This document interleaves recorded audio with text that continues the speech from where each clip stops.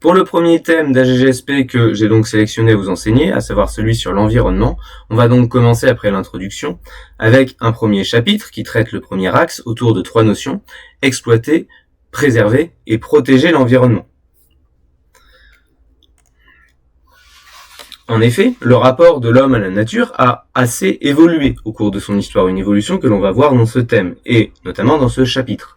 C'est pourquoi ce chapitre est consacré autour de la problématique suivante: quelles relations les sociétés humaines ont-elles entretenues avec leur environnement? Et pour cela, je vais, dans la vidéo que je vous enregistre aujourd'hui, vous faire non pas directement une des études de cas pour le bac, mais un état des lieux général, dans lequel je vais vous donner un certain nombre de connaissances qui va vous réutiliser autour de l'évolution, sous un angle de l'histoire culturelle, de la façon dont les sociétés, notamment européennes, afin de cadrer mon sujet, pour éviter de prendre trop de temps, ont pensé leur relation à la nature et, de plus en plus, à la notion d'environnement. Et pour cela, je commence par une première partie plus succincte sur la préhistoire, où on passe d'une vision de la nature hostile aux premières domestications.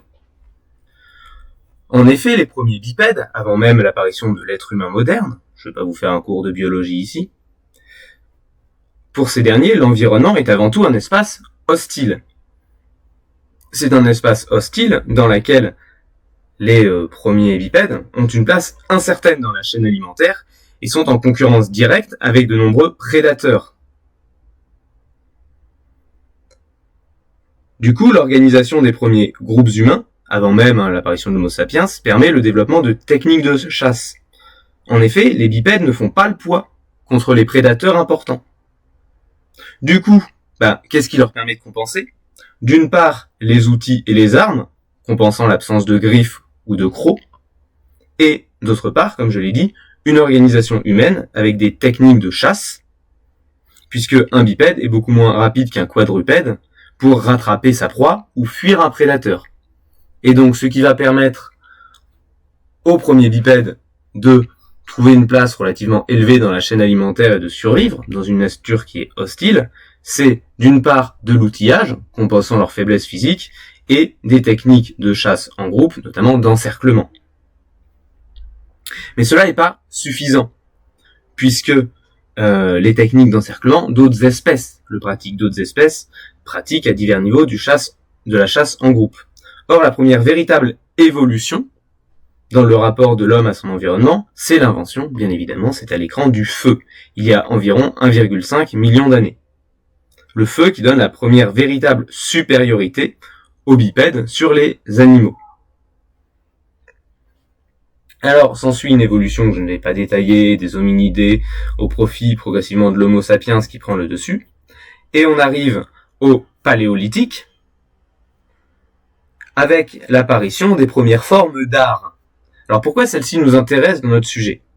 Tout simplement parce que les premières formes d'art, je parle bien sûr des peintures rupestres, représentent, il y a environ 45 000 ans, des animaux. Donc une relation à la nature. Alors bien évidemment, ces peintures restent très difficiles à interpréter, même pour les spécialistes. L'ensemble des peintures qu'on a retrouvées représentent essentiellement un rapport des hommes à leur environnement, principalement les animaux.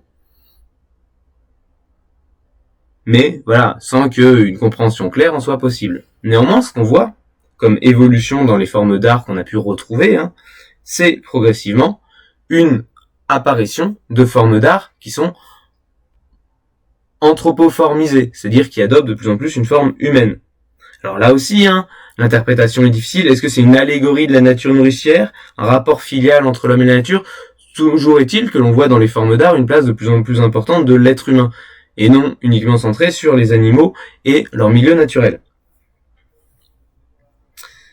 Et déjà, cette évolution culturelle coïncide avec des estimations que font certains chercheurs, c'est débattu, que les groupes humains seraient responsables dès le paléolithique de la disparition de certaines espèces, notamment d'espèces végétales, mais aussi animales, comme peut-être le mammouth. Mais ça reste des théories, on n'en est pas sûr.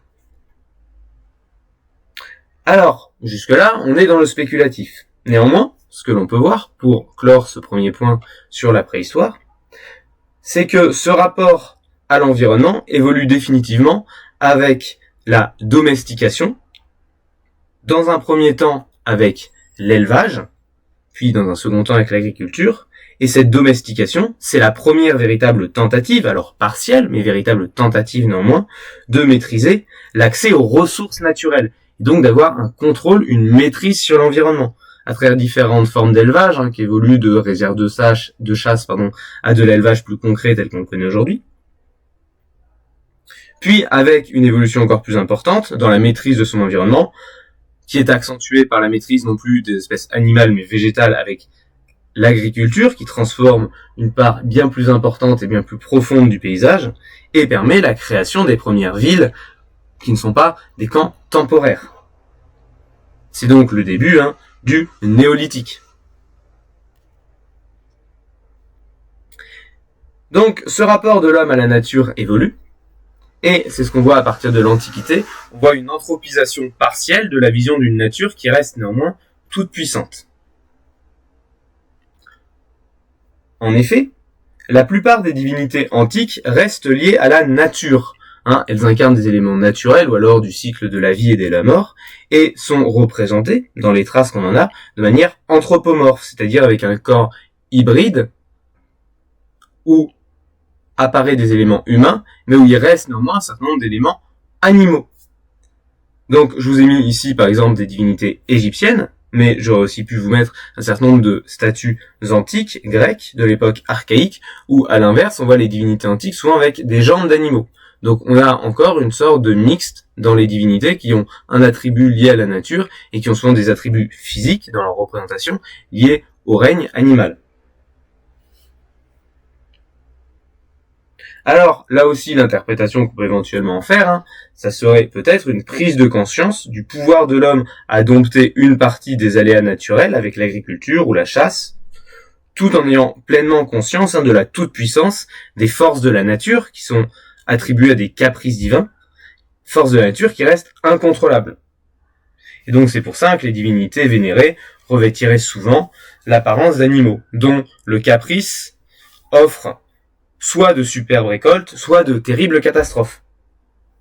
Et c'est une chose que l'on voit parfaitement dans un certain nombre de mythes antiques, notamment le mythe biblique, hébraïque dans le cas présent, du déluge, mythe qu'on retrouve néanmoins dans d'autres mythologies, par exemple dans la Bhagavad-gita hindoue, où voilà, sur décision divine, un déluge, c'est-à-dire un cataclysme naturel, la force des éléments, va rayer une grande partie de l'humanité. Donc ce mythe de la catastrophe et la catastrophe climatique qui raye une partie de l'humanité sur décision divine, on le retrouve encore dans d'autres mythologies, pas uniquement celles bibliques et hébraïques. Ou encore, très connue, l'Odyssée d'Homère, qui raconte dans sa deuxième partie le récit d'Ulysse, qui est un homme fragile, ballotté par les éléments naturels au gré des caprices des dieux et notamment de Poséidon. Toute une série de mythes qui invitent à l'humilité face à la nature et à l'humilité face aux divinités. Du coup, on a de très nombreux rituels et sacrifices dans les différentes religions antiques qui cherchent à apaiser cette colère des dieux qui sont capables de déchaîner les éléments sur un claquement de doigts. Et pour cela, je reviens à Homère avec cette fois le premier volet, avec la guerre de Troie, dans lequel, par exemple, un épisode connu, est lorsqu'Agamemnon, en route vers Troie, oublie de faire un sacrifice à Artémis pour prendre la mer avec son armée, et la déesse déchaîne les tempêtes et demande, en guise de réparation, le sacrifice de sa fille Iphigénis, en guise de réparation pour cet oubli, pour cet affront, cet orgueil de l'homme envers les divinités et son potentiel à déchaîner les caprices de la nature. Parallèlement à cela, on retrouve dans la pensée de certains philosophes antiques des questionnements justement sur la place de l'homme dans l'univers, certains allant jusqu'à remettre en cause les croyances religieuses comme Platon qui formule des critiques contre les mythes dont on a parlé. Il y a tout un débat historiographique pour savoir si les Grecs croyaient ou non à leurs mythes, notamment en fonction des différentes périodes de la Grèce antique. Cette mise à distance des mythes antiques, mettant en exergue la toute-puissance de la nature, auquel l'homme est soumis à l'arbitraire, continue à se voir chez les Romains. Donc cette mise à distance se voit dans les mythologies romaines, puisque les légendes romaines liant l'homme à la nature, notamment les légendes de Romulus et Rémus, qui sont recueillis et élevés par une louve, sont relevés au mythe fondateur. Alors qu'à l'inverse, Rome, et notamment de nombreux empereurs romains, célèbrent à de nombreuses occurrences la domestication de la nature par l'homme. Un exemple connu étant par exemple le pont de bateau de Caligula, afin de montrer que l'homme est capable de traverser à pied un fleuve, de littéralement marcher sur l'eau. Ou encore par les grandes constructions romaines, assez ostentatoires dans le paysage, comme les grands aqueducs capables de détourner le cours des rivières et des fleuves, pour les amener vers les lieux où l'être humain décide d'anthropiser son milieu, vers les points urbains.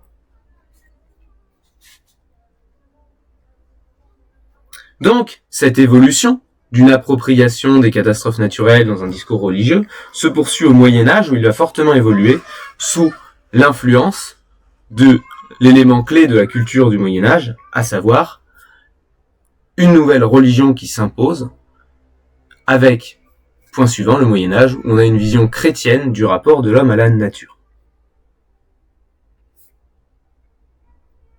En effet, la chute politique de l'Empire romain coïncide chronologiquement avec une évolution climatique, à savoir la fin de ce qu'on a appelé l'optimum climatique romain, qui était une période de réchauffement climatique dans les derniers siècles de l'Antiquité, qui avait permis l'extension des cultures méditerranéennes à l'ensemble de l'Europe, c'est-à-dire à l'ensemble des terres en fait soumis à l'Empire romain. Et avait aussi, malgré le fait que le climat soit assez chaud, un climat qui était assez favorable. On a des témoignages de savanes en Égypte, etc. Donc même s'il faisait plus chaud, il faisait pas forcément plus aride.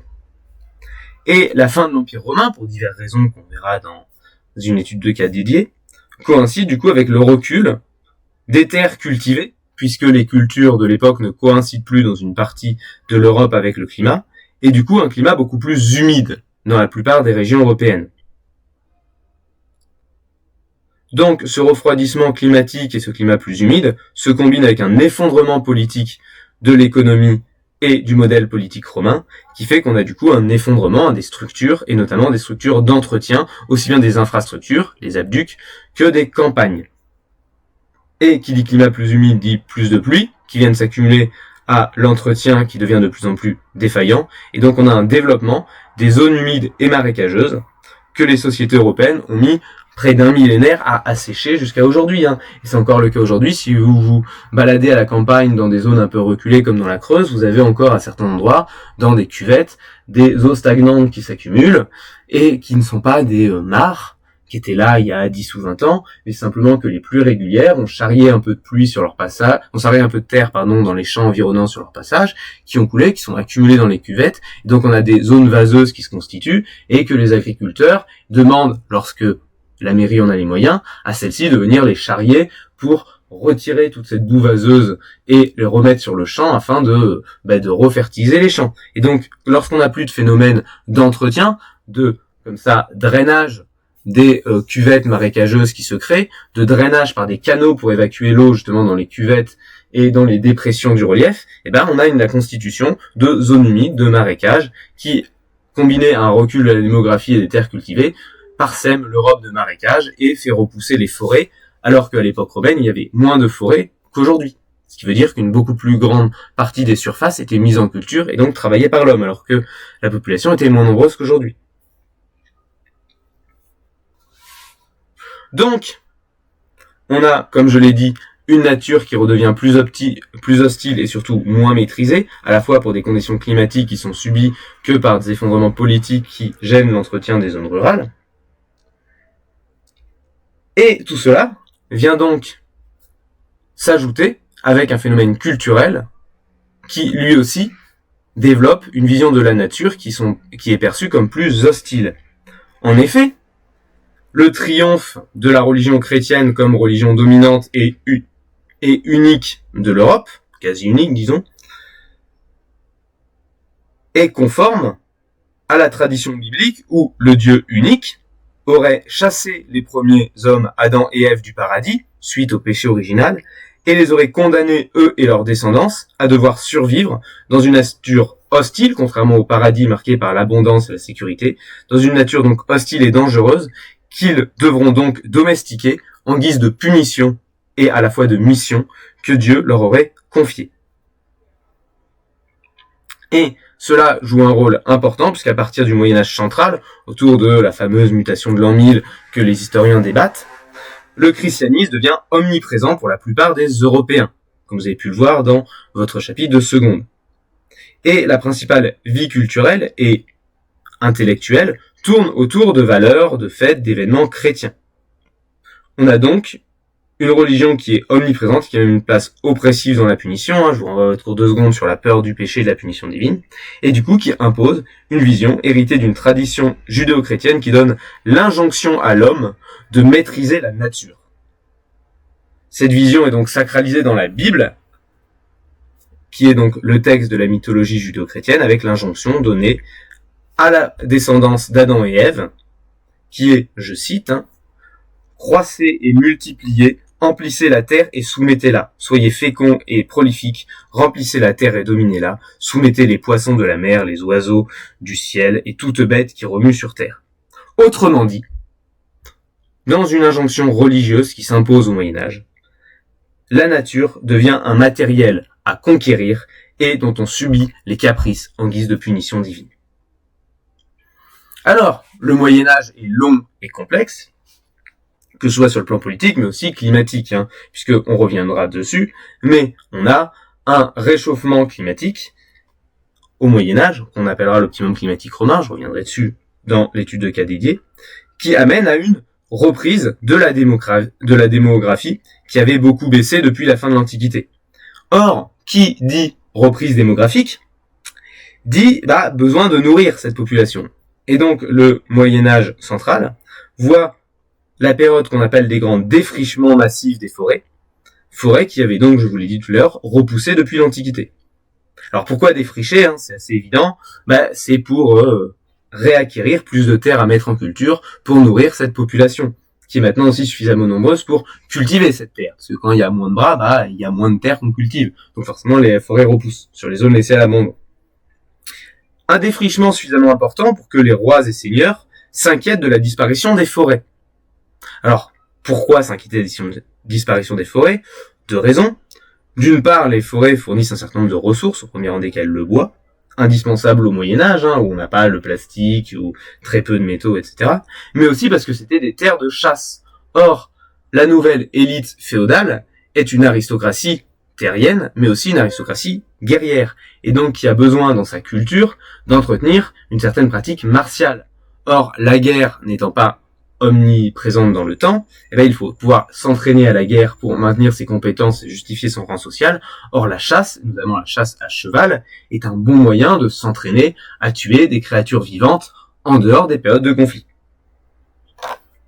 Du coup, le droit féodal, on en reviendra quand on parlera des forêts, se met à protéger les forêts, avec d'une part les forêts seigneuriales, c'est les fameuses forêts qu'on voit dans les films historiques au Moyen-Âge où un paysan affamé va braconner quelques lapins et est arrêté par le seigneur ou l'un de ses hommes d'armes pour avoir chassé illégalement. C'est parce que le seigneur a un droit de chasse exclusif dans les forêts seigneuriales, mais aussi des terres communales qui appartiennent non pas au seigneur mais à la communauté, qui peuvent être cultivées ou utilisées pour les ressources, pour paître les animaux. Il s'agit encore une fois souvent de terres non cultivés, qui sont protégés, qui sont mis en commun, qui sont soit des bois, soit des prairies ou des marais qui servent de pâturage aux animaux.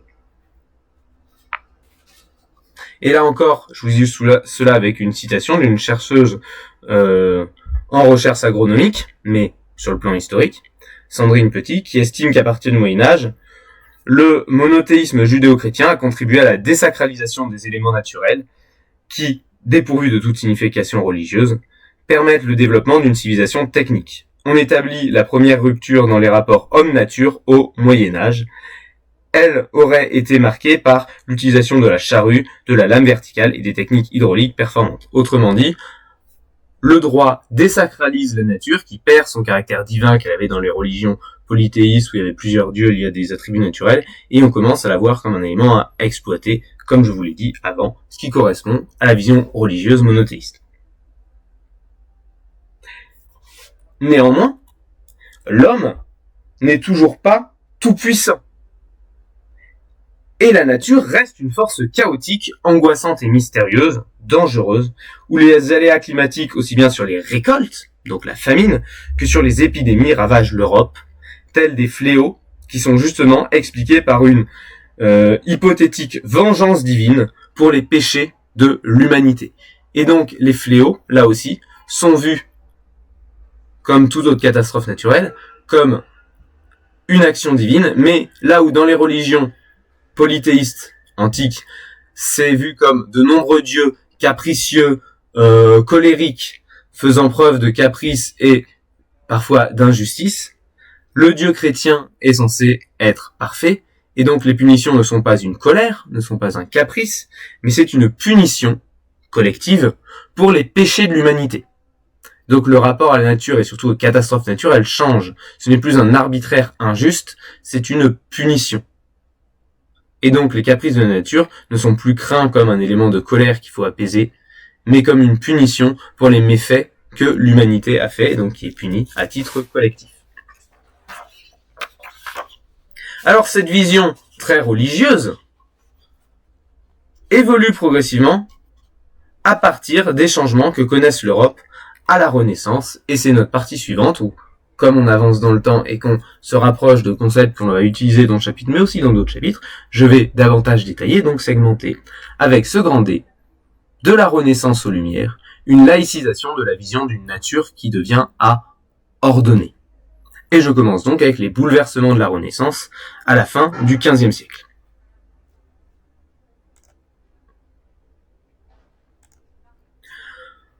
En effet, plusieurs bouleversements majeurs remettent en cause la compréhension religieuse du monde par les hommes de culture. Et notamment, premier type d'avancée, les avancées des théories scientifiques de la Renaissance. Alors, il y en a un certain nombre, que je ne vais pas vous redétailler, je vous renvoie à votre cours de seconde sur l'humanisme, j'en redonne quelques-unes qui vont nous resservir dans d'autres thématiques, parmi les plus connues, à savoir, par exemple, l'héliocentrisme de Copernic, puis médiatisé par Galilée, qui, c'est dans le nom, Hélios, dieu du soleil, centrisme, centré, met en avant le fait que, la Terre n'est pas au centre du monde, et donc ça remet en cause la vision que l'homme avait de la nature et de la place que Dieu lui aurait donnée. Puis, seconde révolution tout aussi importante, la révolution newtonienne, qui, bien que dans l'esprit de Newton est empreint de croyances religieuses, va surtout être diffusée, notamment par les traductions de Voltaire en français,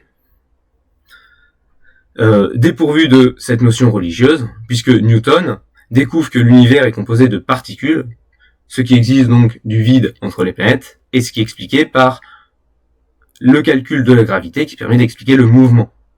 Et donc, malgré des a priori religieuses, puisque Galilée était sous le mécénat d'un pape, et que Newton a écrit ses thèses en cherchant à prouver la perfection divine, au-delà de l'intention de leurs auteurs, le fait qu'on comprenne le fonctionnement du monde, qu'on commence à l'expliquer de manière rationnelle, de manière scientifique, fait que intellectuellement, on commence de moins en moins à expliquer le fonctionnement du monde, et donc le rapport à la nature, au sens large du terme, par des phénomènes divins.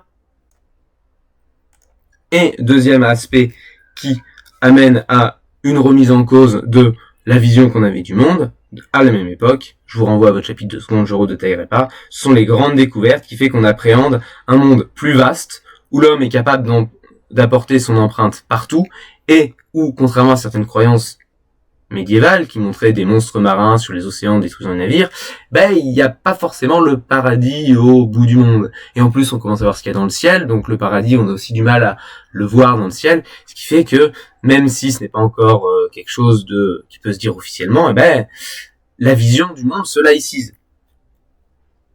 Et bien sûr, cette évolution se voit aussi dans la pensée,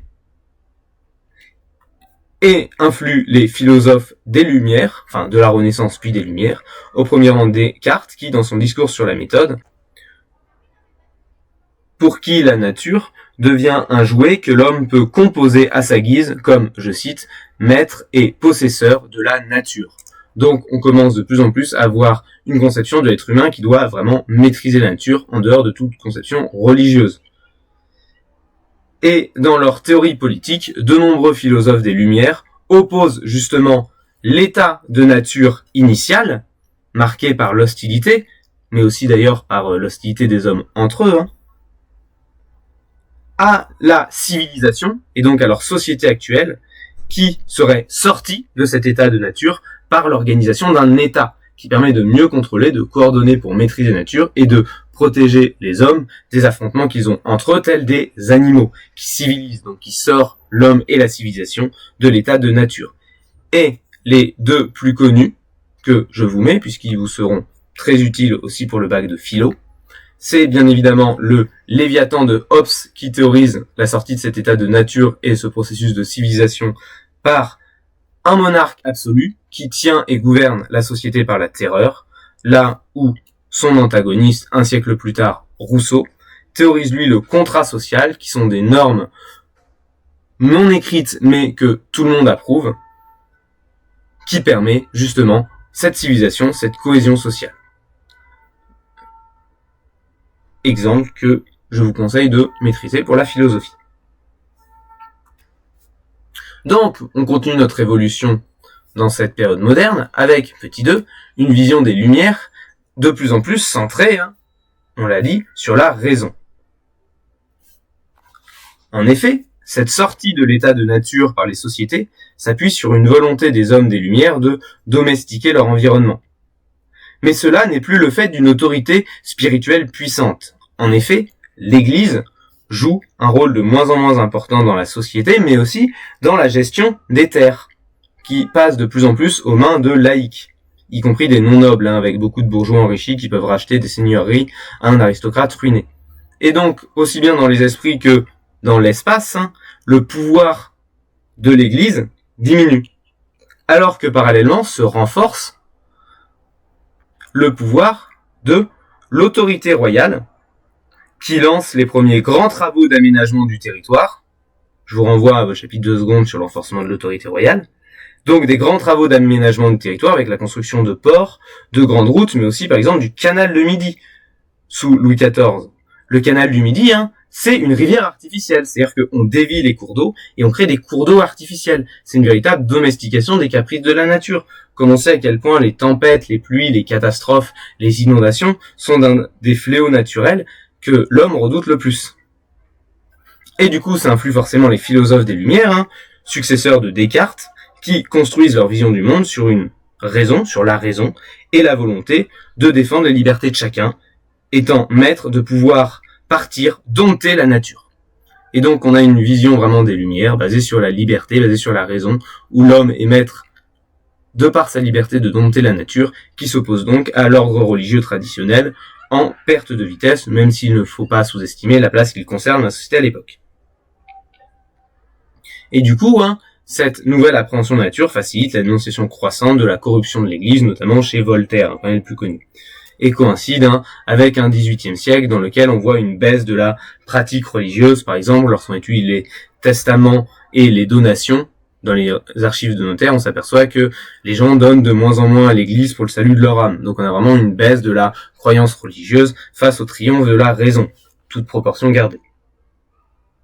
Alors, on s'éloigne un peu de notre sujet, puisqu'on fait ici un peu plus de pensée et de politique, mais pour revenir à la nature, dans la vision des contemporains, la nature sauvage va donc s'opposer à la notion de progrès.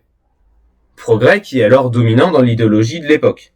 L'homme n'est plus forcément considéré comme au centre du monde, puisqu'on voit que la Terre tourne autour du Soleil, ce qui fait qu'on a de plus en plus une mise à distance du religieux, où l'homme était justement la création divine,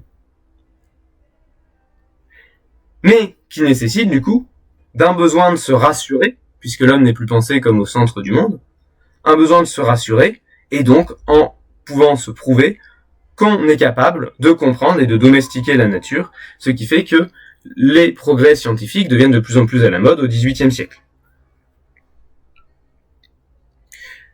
Et du coup, injonction est faite aux bons gestionnaires d'ordonner, d'organiser la nature. Les montagnes et les massifs forestiers inhospitaliers doivent être organisés, déboisés et éliminés, et replantés dans une gestion efficiente des ressources, notamment avec des replantages de manière géométrique, comme on le verra tout à l'heure, lorsqu'on travaillera sur la gestion des forêts françaises. Et donc on est vraiment dans une nature qui est organisée par l'homme, qui doit être organisée de manière rigoureuse, de manière scientifique, de manière raisonnée. Et c'est un moyen aussi de se rassurer du fait que on admet que l'homme n'est plus au centre de la création divine. Donc, cette nouvelle appréhension de la nature, qui doit être ordonnée par la raison, se voit notamment dans les canons artistiques de l'époque, où les espaces naturels sont alors organisés, aussi bien pour les forêts que dans les espaces naturels urbains, et notamment avec l'apparition des jardins dits jardins à la française, que l'on voit dans tous les grands châteaux des seigneurs, et qui sont la continuité des jardins à l'italienne de la Renaissance. En effet, l'exemple type des jardins à la française, c'est Versailles, qui est repris ensuite dans les cours de toute l'Europe. Jardin à la française, donc vous avez ici une illustration. Alors qu'est-ce que c'est un jardin à la française? C'est un jardin qui est extrêmement géométrique. Regardez, tout est bien droit, tout est bien organisé, les ronds sont bien tracés. Donc on a des modèles géométriques avec des grandes allées en ligne droite qui sont bien délimités, où les buissons sont proprement taillés, sculptés. On a des jets d'eau de fontaine qui montrent vraiment la capacité à maîtriser l'eau, des cours d'eau qui sont tracés vraiment de manière droite, différents des cours d'eau anarchiques de la nature, comme le Grand Canal à Versailles, qui est un grand canal artificiel totalement droit, de plus d'1 kilomètre, d'autant plus que Versailles est construit sur une colline, qu'il faut mettre en place tout un système pour faire remonter l'eau vers la colline, pour alimenter le canal, les bassins et les jets d'eau de Versailles, avec une pression suffisante. Donc vraiment, on met en œuvre, on met en spectacle de manière ostentatoire, à travers le jardin à la française, notamment le jardin de Versailles, une domestication de la nature qui n'est plus un caprice, mais qui est totalement soumis à la raison, à la logique de l'homme, qui est extrêmement rationalisé. Tous les arbres sont organisés, sont taillés, tous les arbustes, tout est parfaitement ordonné de manière géométrique. C'est d'une parfaite symétrie, c'est parfaitement bien taillé. Les cours d'eau sont artificiels, ils sont droits, contrairement aux cours d'eau au tracé anarchique qu'on a dans la nature, qui serpentent entre les collines.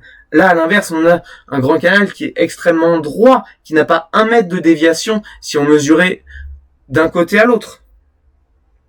Et donc on a vraiment une nature qui est ordonnée sur le modèle des jardins à la française.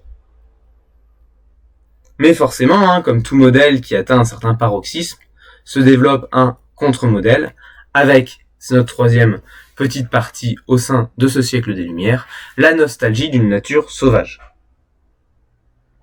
En effet, certains des philosophes des Lumières, tels Rousseau, regrettent ce culte de la modernité et développent une certaine nostalgie pour la nature. Mais c'est surtout dans le monde anglo-saxon, dans le monde protestant anglo-saxon, que apparaît un contre-modèle. 2 raisons à cela. Tout d'abord, on a la culture protestante, qui va à rebours du catholicisme français, culture protestante présente notamment chez les colons anglais aux Amériques, en réaction à la corruption de l'Église, etc. Or, le protestantisme s'appuie sur une version fondamentaliste du christianisme. Fondamentalisme, c'est-à-dire d'un retour aux origines. Surtout, je l'ai dit, chez les colons aux Amériques. Et quelles sont les origines dans la culture judéo-chrétienne? Ce sont les mythes bibliques. Les mythes bibliques d'Adam et Ève, de l'homme proche de son état naturel. Et donc, on va avoir une nostalgie de cette nature sauvage. Première raison, le protestantisme. Deuxième raison, le développement pré-industriel, voire industriel, précoce en Angleterre, auquel vient s'ajouter en plus une réaction anti-française, étant donné que c'est une époque où l'Angleterre devient ennemie de la France, notamment pendant les guerres napoléoniennes. Et donc, face au jardin à la française, face à l'industrialisation et avec la culture protestante, on a une volonté, de par les gens riches en Angleterre et ont besoin de faire un spectacle ostentatoire de leur puissance et de leur richesse, de construire des grands jardins luxueux qui vont se distinguer à la fois du modèle français, mais aussi de la misère. C'est le but d'être riche, c'est de montrer qu'on n'est pas pauvre, c'est de montrer sa richesse, son pouvoir, on cherche à se distinguer de la misère. Or, la misère n'a pas la même connotation en Angleterre que dans l'Europe continentale. En effet, en Europe, la misère est associée au chaos des campagnes reculées. Elle est associée au chaos des quartiers pauvres des villes médiévales qui sont extrêmement étriquées, avec des enchevêtrements de rues sinueuses, où des boutiques viennent s'additionner dans des rues déjà étroites. Autrement dit, une nature ordonnée géométrique, c'est se distinguer du chaos des campagnes putéreuses et des faubourgs urbains extrêmement pauvres et dangereux, des bas-fonds.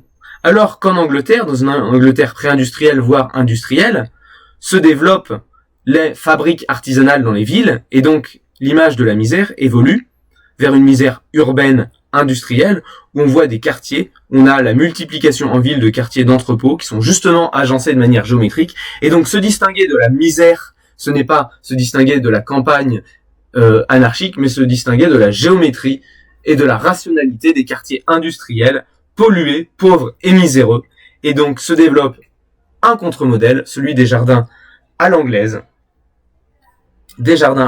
qui, tels d'ailleurs les parcs de Disneyland, sont souvent totalement artificiels, donc on recrée artificiellement une impression de nature sauvage avec, comme vous le voyez, des reliefs irréguliers, on n'est pas sur du terrain qui sont aplanis, comme à Versailles, avec des sentiers qui sont sinueux entre les arbres et les bosquets, avec souvent un lac ou un ruisseau, mais lui aussi sinueux, pour simuler le modèle naturel des petits ponts qui ont un côté typique et ancien, pareil pour les bâtiments.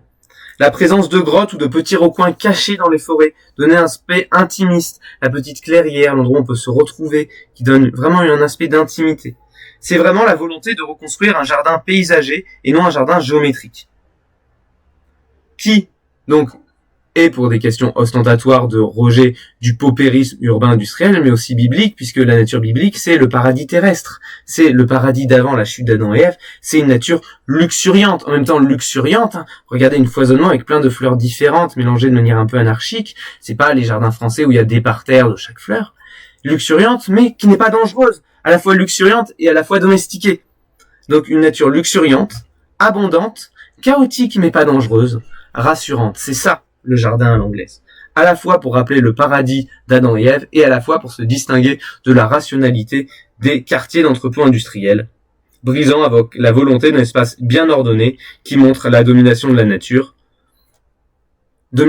qui reste néanmoins présente, mais du coup, non pas sur le relief et le tracé, mais sous un autre aspect, celui des pelouses, qui restent bien droites, bien taillées, au final, comme les jardins à la française. Et donc, on a un mix entre la domination d'une nature maîtrisée par des pelouses bien taillées, mais dans un paysage où on a reconstitué souvent artificiellement le côté anarchique de la campagne et de la nature sauvage, fantasmée à travers le mythe biblique et à travers la nostalgie pré-industrielle.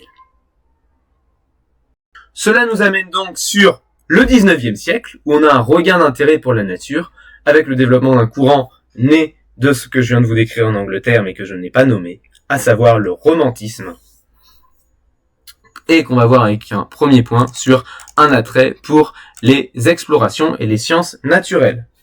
Alors, je vais être plus bref, puisque le 19e siècle est, vous l'avez vu en première à partir du Congrès de Vienne, une période de paix relative, où les monarques préfèrent se serrer les coudes contre le danger révolutionnaire que se faire la guerre. Et, du coup, qui voit de fortes évolutions intellectuelles d'une population qui est de plus en plus cultivée et éduquée.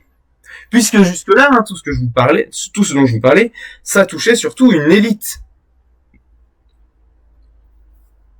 Pour la population, la nature reste d'abord un labeur à travailler pour se nourrir, à une époque où on est majoritairement agriculteur, et dont on continue malgré tout de subir les caprices.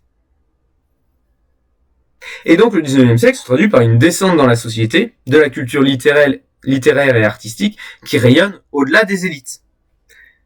Et beaucoup de grands romans du 19e siècle sont en effet des romans d'aventure dans lesquels on va découvrir des grands espaces naturels, et l'un des premiers, et par ailleurs très connu en littérature, est bien évidemment Chateaubriand, puisque Chateaubriand, aristocrate étant exilé pendant la Révolution française, raconte ses récits d'exploration en Amérique du Nord, territoire encore en grande partie inexploité et non transformé par l'être humain, et donc qui amorce ce siècle de passion pour la nature sauvage. On a donc un intérêt pour les environnements exotiques qui est renforcé par le développement au XIXe siècle des premières explorations coloniales, puis des conquêtes qui suivent, qui sont accompagnés d'un fort intérêt pour les sciences naturelles dans les sociétés européennes. C'est par exemple l'époque où se développent les expositions universelles, ou encore Darwin formule cette théorie justement suite à l'observation d'îles de l'évolution des animaux sur des îles où l'homme n'a pas vraiment transformé l'environnement. Et on a donc, deuxième point, un idéal romantique qui se développe. Alors, cet idéal intervient en plein développement d'un nouveau courant culturel, qui est donc, je l'ai dit, le romantisme. Alors, le romantisme, il est né en Angleterre, on en a parlé, mais il se développe surtout en Allemagne, et il est influencé par une nouvelle idée politique forte du 19e siècle, qui est bien évidemment le nationalisme. Je vous renvoie à votre cours de première. Puisqu'on a une volonté de construire une nation commune, notamment dans l'Allemagne morcelée, qui passe par la recherche d'un passé, d'une histoire commune. Or, en Allemagne, ça se traduit par une nostalgie du Moyen-Âge. Et donc, c'est l'époque où on a la réhabilitation de tout un tas de mythes du Moyen-Âge, donc les fameux mythes recueillis par les frères Grimm, qui ont ensuite été adaptés et popularisés à une époque plus récente par Disney. Mais, au-delà de ce contexte politique, ce romantisme se traduit dans les arts, et notamment dans la peinture, par de très nombreux sous-courants artistiques du XIXe siècle qui ont privilégié, pour chacun d'entre eux, la représentation de scènes naturelles.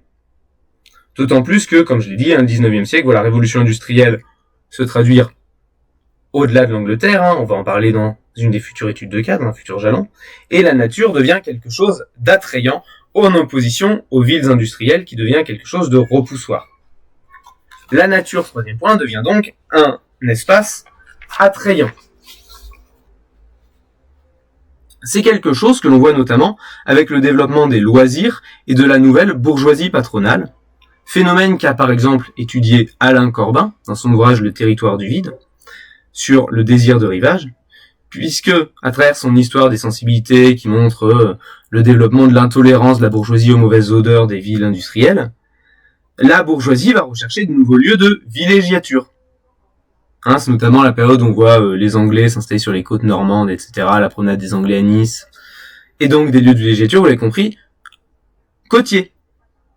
On a donc au XIXe siècle un changement de la vision que les hommes ont pour certains espaces naturels, notamment ici, je vous prends l'exemple des espaces côtiers, qui passent d'un lieu marécageux, synonyme donc de moustiques et de maladies, dangereux, vulnérable aux tempêtes et à la piraterie et raids navals en cas de guerre qui sont justement de plus en plus absentes au XIXe siècle, à un espace où se développent les plages et les complexes de baignade, donc un espace centré sur les loisirs. Le XIXe siècle voit le développement des stations balnéaires, dans lesquelles d'ailleurs souvent on va planter des forêts à côté pour favoriser la balade. Et c'est aussi le développement de forêts à but récréatif, pour se balader. C'est l'époque où on balise le bois de Vincennes, le bois de Boulogne, la forêt de Fontainebleau. On en reparlera dans l'étude de cas sur les forêts françaises. Donc cette vision idyllique de la nature, par une bourgeoisie, qui s'appuie sur le rejet des villes, qui sont vues comme grouillantes et polluées, est quelque chose qui évolue au XXe siècle, sur lequel on va conclure avec, grand F, la fin des phénomènes aléatoires que subissent les sociétés. Et là, premier point, les grands progrès médicaux et la fin des épidémies meurtrières. En effet, ça fait un moment que je vous parle de tous ces fléaux naturels que les sociétés évoluent, et dont la conception évolue, de caprices de dieux capricieux sous l'Antiquité, de punitions divines sous la Renaissance, de choses qu'on subit toujours mais qu'on cherche à expliquer de manière rationnelle à la Renaissance et aux Lumières, punition divine au Moyen-Âge, je voulais dire tout à l'heure, donc qui devient quelque chose de rationnel sous la Renaissance aux Lumières, devient quelque chose que l'on peut combattre et même faire disparaître avec l'apparition des sciences modernes. Et donc on a une très forte accélération au tournant du 19e et du 20e siècle, qui sont marqués par de grands progrès, par exemple dans la médecine. Et là, je vais pas tout vous faire, mais les deux noms à connaître, les deux références qui ont donné leur nom à leurs instituts, en France et en Allemagne, sont bien évidemment Pasteur, Louis Pasteur et Robert Koch en Allemagne. Alors, qui sont ces deux personnages? Deux personnages qui vont découvrir le rôle des bactéries dans la transmission des maladies. En effet, grâce à eux, on va comprendre comment guérir ou éviter plusieurs des maladies les plus mortelles qui décimaient, mais vraiment décimaient les populations des siècles précédents, et ils arrivent à trouver un remède ou un moyen de prévention. Alors, Pasteur est connu pour avoir trouvé le vaccin contre la rage. Il faut imaginer qu'à l'époque, il y avait plein de chiens errants. Un chien qui vous mordait, s'il avait la rage, vous étiez condamné. C'est-à-dire vous étiez condamné dans quelques mois à mourir dans d'atroces souffrances, en perdant progressivement la boule, en devenant un fou furieux agressif, qui meurt ensuite dans d'horribles douleurs. incurable, et vous étiez condamné à mort si vous étiez mordu par le mauvais chien. Et il y avait beaucoup de chiens qui traînaient. C'était pareil pour les loups. Donc trouver un moyen de guérir par un simple vaccin quelqu'un qui s'est fait mordre, c'est-à-dire que une fatalité devient une banalité. Il suffit d'aller dans un centre de l'Institut Pasteur, de se faire piquer et c'est réglé. Et Robert Koch, lui, identifie dans un premier temps la tuberculose qui était une maladie qui décimait les populations, qu'on pensait comme héréditaire, tellement elle décimait les quartiers pauvres, où beaucoup de gens mouraient avant 20 ou 30 ans, même la majorité des gens. Donc c'était considéré comme un fléau héréditaire, on ne comprenait pas. Et ben d'un coup, on comprend que c'est une maladie qui en plus se transmet souvent par l'eau. Koch l'identifie, et il identifie aussi la transmission du choléra par l'eau en 1983.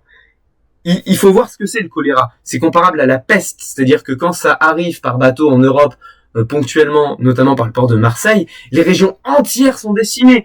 La moitié des populations meurent. Ça passe de village en village et ça décime des régions entières. C'est une catastrophe au point que, comme la peste, on envoie l'armée boucler les régions et on tire à balles réelles sur toute personne qui voudrait franchir le périmètre dans lequel on cherche à contenir l'épidémie. Donc d'un coup, trouver comment endiguer l'épidémie simplement en traitant l'eau, vous vous rendez pas compte comme c'est une révolution. Les maladies qui déciment les quartiers pauvres, les maladies qui sont un fléau arbitraire qui tombe sur les gens avec la rage, les maladies qui sont des fléaux faisant des vagues ponctuelles comme le choléra. Par exemple, plein de personnages historiques du 19e siècle meurent, des personnages importants, pas des cutéreux dans les quartiers pauvres mal soignés, meurent comme ça du choléra parce que mauvais numéro, un tiers de la population est tuée cette année-là. Mais d'un coup, ces fléaux ne disparaissent pas totalement, mais sont maîtrisés. Donc c'est un changement total du rapport intellectuel à la nature, au fléau humain, au fléau que subissent l'être humain. Et un élève de Pasteur, lui, découvre le bacille de la peste en 1896, et ces révolutions sont accentuées par une autre grande révolution, cette fois pendant la Seconde Guerre mondiale, ou plutôt à la veille de la Seconde Guerre mondiale et qui est diffusée par la Seconde Guerre mondiale, c'est la découverte, je ne l'ai pas mis à l'écran, mais de la pénicilline, donc le premier antibiotique. Et comme souvent, le premier découvert est aussi le plus puissant. Et c'est justement le cas de notre deuxième point, à savoir le progrès cette fois de la chimie, avec une autre révolution dont mésestime les transformations fondamentales du rapport de l'être humain à la nature, qui est la révolution des insecticides. En effet, si les sociétés humaines ne considèrent plus les maladies comme une fatalité, les sociétés humaines s'émancipent au XXe siècle d'un autre phénomène naturel, d'un autre fléau pour l'être humain, les insectes.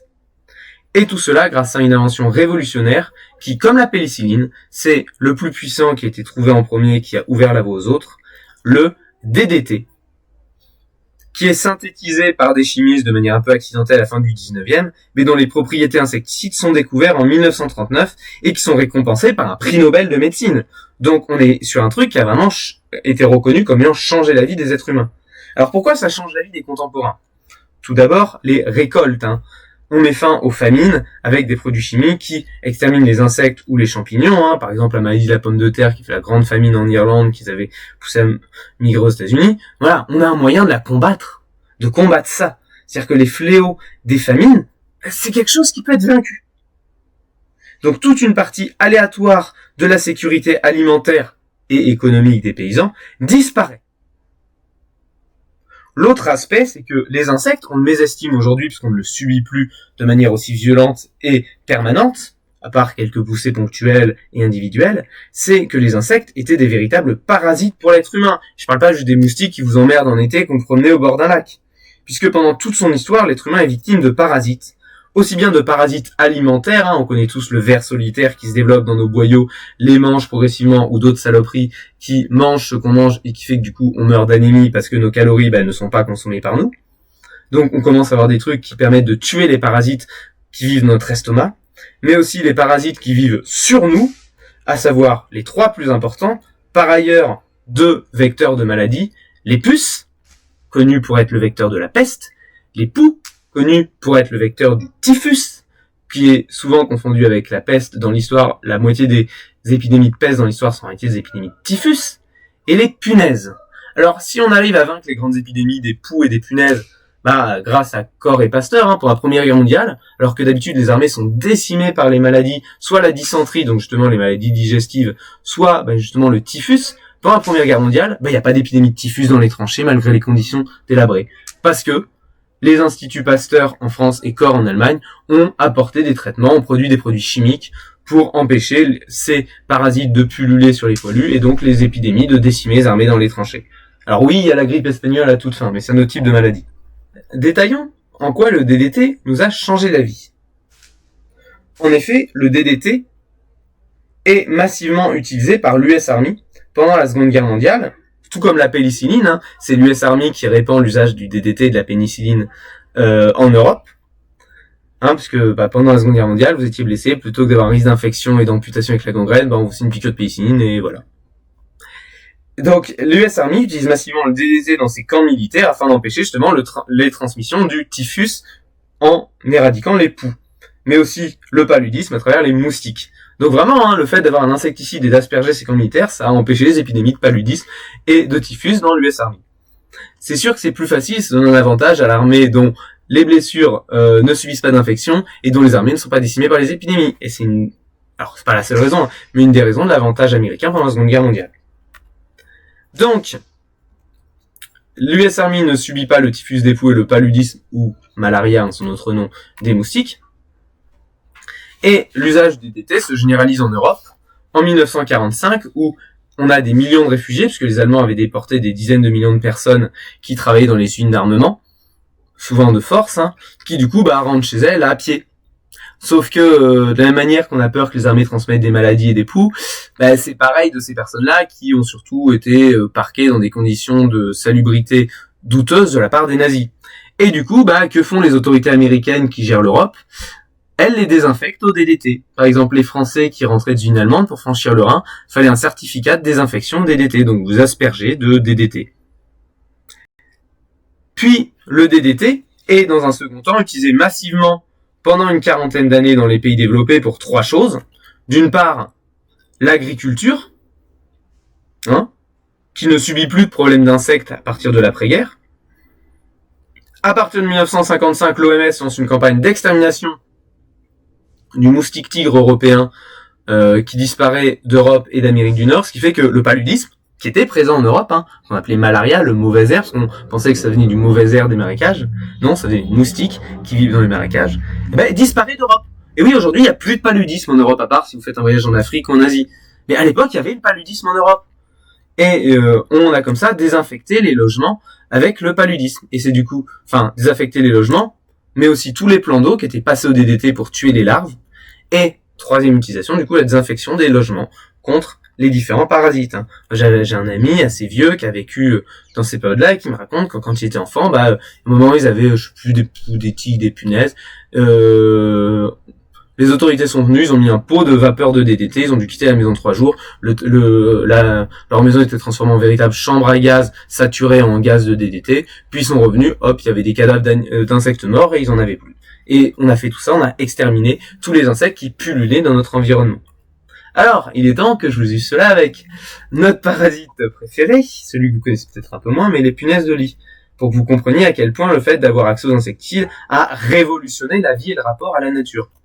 En effet, la punaise de lit, c'est pas un insecte d'origine européenne, c'est un insecte qui arrive en Europe à la fin du Moyen-Âge, et qui s'installe dans les logements, notamment dans les tas de paille sur lesquels les gens dormaient. Et donc, ils nichent dans ces tas de paille, ou dans le bois, dans les recoins, etc., se reproduisent et viennent piquer, pour être plus précis, mordre les gens la nuit, en se nourrissant de leur sang, qui leur sert de nourriture. Donc c'est des insectes qui vivent du sang humain. Et il est impossible de s'en débarrasser sans tous les tuer, autrement dit, sans cramer la baraque. Littéralement. Et il n'y a pas vraiment de traitement, Du coup, comment font les gens pour s'en protéger ? On brûle régulièrement les tas de paille sur lesquels on dort pour limiter le nombre. Il y en a toujours qui sont un peu ailleurs et qui repeuplent la zone. Les riches familles faisaient régulièrement bouillir leur lit, leur drap et leur matelas dans de l'eau ou à la vapeur et les faisaient bouillir toutes les semaines pour vraiment limiter au maximum le nombre de punaises vivantes. Et il y avait d'autres traitements qui consistaient à entourer les lits des personnes riches de chaux. Vous savez, cette espèce de produit un peu corrosif pour la peau humaine Donc qui permettait de limiter, mais pas d'éradiquer les punaises de lit. C'est pour ça que si vous regardez les films historiques, souvent quand on recueille quelqu'un qui était sous la pluie dans la forêt, ou quand on recueille un orphelin dans la rue, la première chose qu'on fait quand on le recueille, à part le mettre au chaud devant un feu, c'est de lui enlever ses vêtements et de les mettre au feu, justement, pour brûler les poux, les puces ou les éventuelles punaises qu'il aurait pu ramener avec lui.